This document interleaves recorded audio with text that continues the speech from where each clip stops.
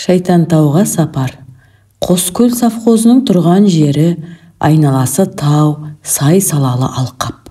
Совхоздың ортасынан тау өзені шың бұлақ ағады. Суы онша мол болмағанмен арнасы кең әрі ағынды. Сондықтан да үнемі ақ көбік болып мөңкіп жататын әдеті бар. Сәмен осы табиғатты, тентек өзенді айнала қоршаған тауларды өте жақсы көруші еді. Ол шықпаған биік, ол барып қайтпаған үңгір бұл маңайда жоқ деуге болады. Бірақ ел аузынан естіген сиқырлы Шайтантауға бір барып қайту, оның көкейіндегі ең зор арманның бірі. Шайтантау барып келе қоятын жақын жерде емес, сондықтан да оған көлікпен немесе басында қонып қайтатындай болып, 2-3 күнге ерулеп шығу керек. Әйтеуір бір барармын деп жүрген Сәменді көшпелі алтынмен байланысты соңғы оқиға мүлдем желіктіріп жіберді. Бару керек, жылдан бару керек деп шешті ол. Тағатсыз күткен каникулда келіп жетті. Сәмен көп қарайламай саяхатқа сапар шегуге бекінді. Бұл туралы тек ең жақын жолдасы Қажытайға ғана бір жолы сыр шертіп көрді. Ол, ойбай, мені де ала кет деп жік-жапар болып жабыса кетті. Сәменге керегі де осы еді. Ешкімге білдірмей жасырын баруға екеуі уәделесіп те қойған. Сапарға Сәмен мен Қажытай 2 күн қамданды. Үй іштеріне, басқа да жолдас жораларына еш сыры білдірмей жүріп, 2-3 күндік азықтарын жинады. Оны ауыл сыртындағы бір жақпар тасқа апарып қойды. Мектеп лабораториясынан үлкейткіш шыны компас сұрап алды. Оның үстіне екеуі 2 мылтық сайлады. Міне, жол жүрер мезгілде туды. Үй іштеріне олар мал отарындағы Сәменнің ағасының үйіне қонаққа барып қайтпақшы болғандарын айтты. Шайтантау қойнауы елсіз, күнсіз, иен шатқал, малшылар да қонып көрген емес. Етегі қып-қызыл қорымтас, ал оның шырқау шыңына бұл уақытқа дейін тірі пенде аяқ басып көрмегенге ұқсайды. Жұрттың айтуынша тек қана байларды конфискациялау тұсында қашқан-пысқан ұры қарылар тығылып жүретін үлкен-үлкен үңгірлер бар дейді тау басында. Елді мекеннен әрі қашық және кісі қызығарлық дәнеңесі жоқ болғанмен, бұл таудың ғажап құпия сыры ел аузында талай аңыздар тудырған.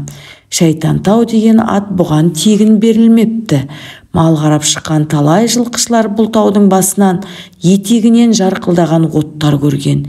Екінші бір ғажабы, тау оншалықты биік болмаса да бауырына бұлттар шөгіп жатады екен.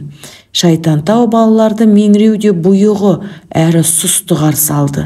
Сәске түстің күні көк жүзін сызып келіп, тауды тұрлаған қою қара бұлтқа еніп бара жатыр.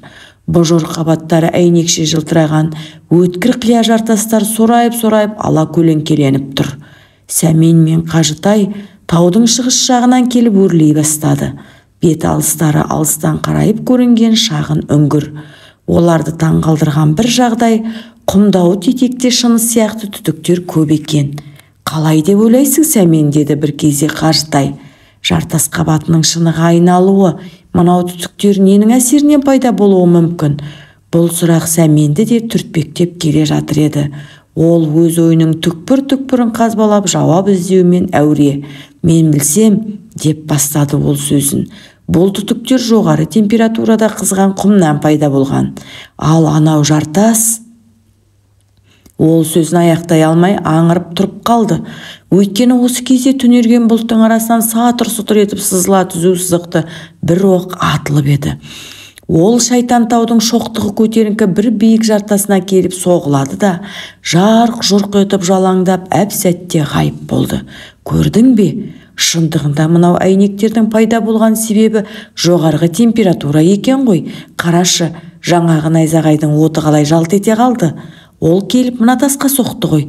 Негізінде найзағайдың температурасы құм мен тасты балқытатындай өте жоғары. Ол кәдімгі электр қуатынан 100 есе артық. Сәмен мен Қажытай жақпар тас астынан қарайып көрінген үңгірге төтеле басты. Үнсіз, жеделдете басып ұшып келеді. Айнала мүжілген қызыл тас, күйген топырақ, жаңбыр бір тамып, екі тамып тұр. түнерген қара бұлт от ұшқындатып қаусырмалап келе жатыр. Тау желкесінен әредік күн күркіреп қояды. Екеуі үңгірге жеткенде жауын да сіркіреп жауа бастады. Айнала төңіректі бұлт басып кетті. Үңгір таудың нақ ұшарбасы болмағанымен ең биік найзатастың иек асты түбінде екен. Үңгірге аттап кірместен бұрын алдымен келе жатқан Сәмен мылтығын оңтайлап қолына алып алды. Кім білсін, бұл тауда әзірге бәрі де құпия сыр ғой. Қалай дегенімен мылтық көңілге медеу әрі айбат сияқты.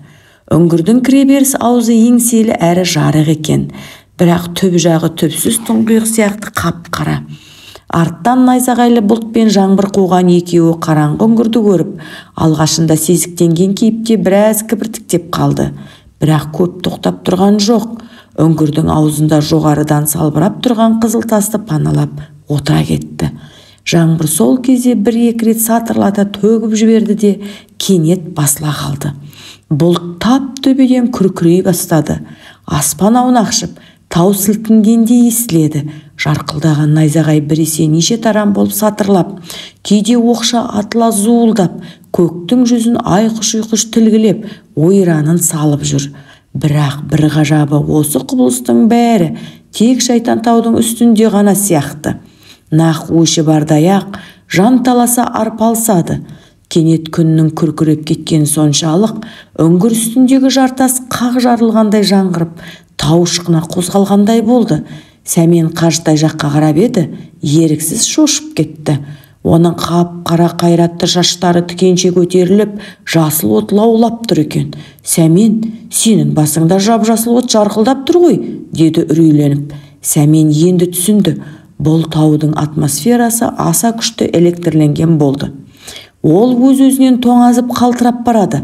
Аузына темірдің таты сезілгендей құлағы шу. Көз алдында дөңгеленіп кемпір қосақ оттары жылтырлап өтіп жатыр.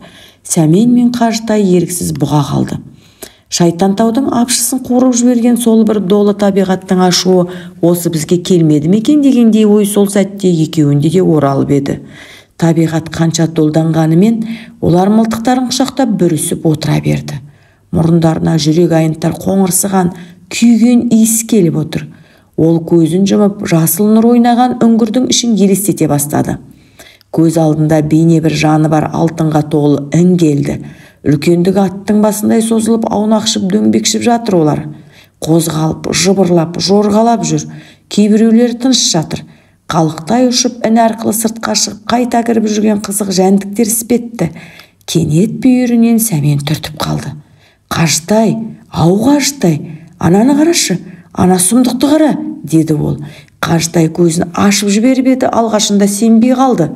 Қараса, бағана өздері жүріп кеткен жазықта үңгірден 200 метрдей жерде тастардан 1 метрдей көтеріліп, қызыл-жасыл от кетіп бара жатыр. Жаңағы елеспе деп қалған Қажытай көзін уқалап жіберіп, қайта қарап еді. Жоқ, елес емес, нағыз от. От көшіп бара жатыр оның алдында. Көшпелі алтын деп айқайлап жіберді ол. Сәмен оның аузын баса қалды. Тссс, үніңді шығарма, үркітіп аларсың. Сол кезде балалар отырған үңгірдің үстіндегі жартас тағы да сатыр-сұтыр ете қалды. Найзағай түскендегідей дыбыс естіліп, олар қарап отырған жазықта екінші бір от пайда болды. Екеуі демін ішінен алып айран асыр болып отыр.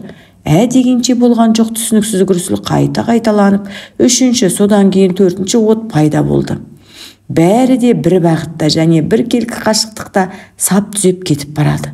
Қандай керемет, қандай сұлу көрініс, бірақ мұнысы қалай, деп ойлады Сәмен. Найзағайдың разрядталуы, яғни бойындағы зарядтың тарқауы бұлт пен бұлт арасында, немесе бұлт пен жердегі бір зат арасында болушы еді ғой. Жартастың разрядталуы деген не сұмдық? Ол бағанадан бері болып жатқан жағдайды өзінше сарапқа салып, бір шама түсініп отыр еді. Ал мына жағдай оны мүлдем шатастырып жіберді.